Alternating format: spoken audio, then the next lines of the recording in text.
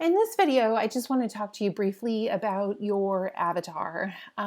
As we get ready for presentation and 3D snapshots, turntable videos, rendering, and animation, I want to point out that most of you are still using avatars associated with the garments that they came with.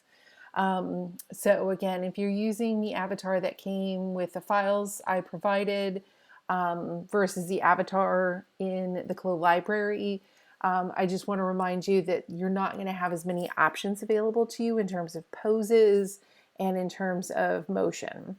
Now, it's not a complicated thing to work through or move past.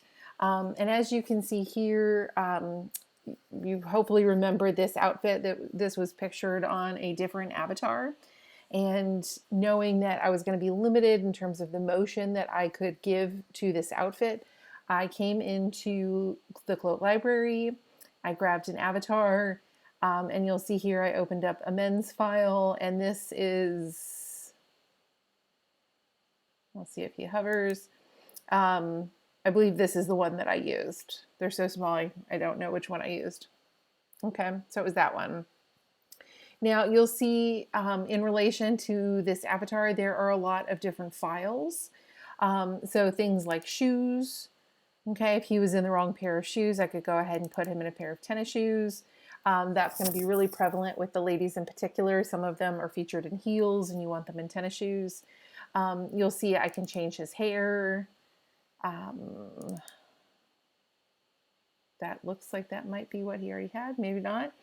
I can go ahead and make his hair lighter if I want to.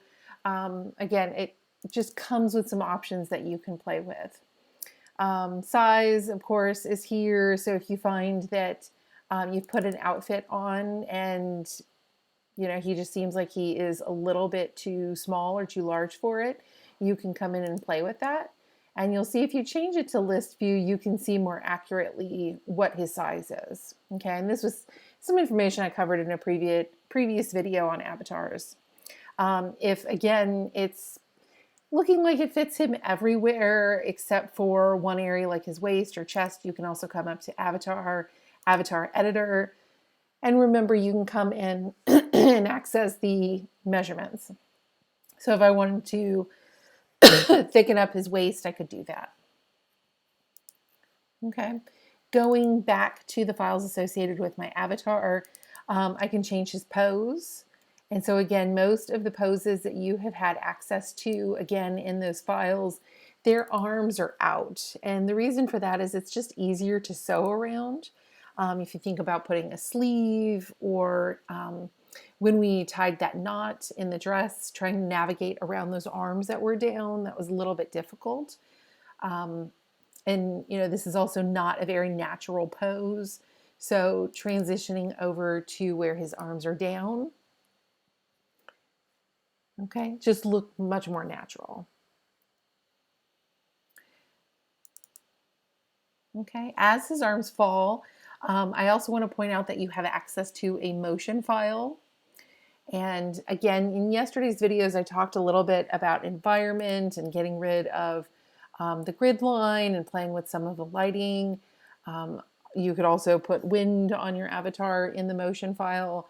But again, going to motion, and this is something that you'll just have to kind of work through and test because there's several motion files and there's not a great deal of description. Okay, again, just trying to figure out what these names mean.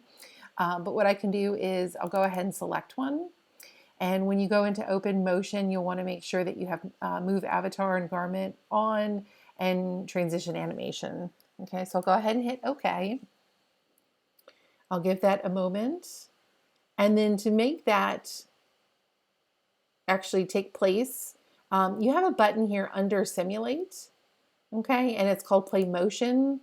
And when you turn that on, if you're not already in simulation, it's going to ask you if you want to turn it on, and you can say yes. And you'll see him begin to take motion. And he will walk. In some of these, he will pose.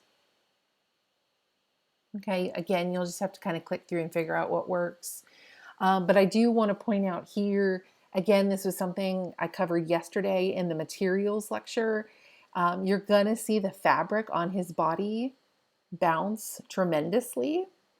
Okay, and again, remember when I talked about materials, there was an entire list of items that I went over, and one of the crucial ones was internal damping. Okay, and internal damping, again, it's under customizing your fabric. It's in your property editor, and it's down towards the bottom under physical properties. And when you see details, you're going to see, again, it was a long list. There were several associated with stretch and binding, bending and buckling, but internal damping was the one that reduces the bounciness of fabric, okay? And that was relevant in animation, not so much in the day-to-day work that we've been doing so far. Okay, so again, if you look at his sweatpants, if you see look at the bottom of his jacket, okay, there is a lot of bouncing going on here that you will likely not want in your animations. I'm going to go ahead and turn that off.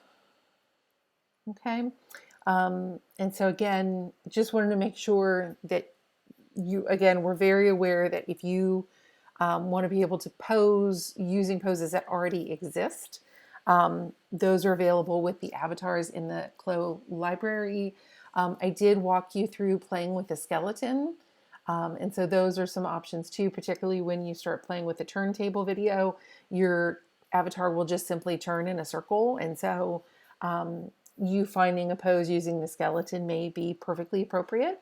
But again, I just want to make sure that you're aware of these options and everything that you can do to make sure your presentation looks as good as possible.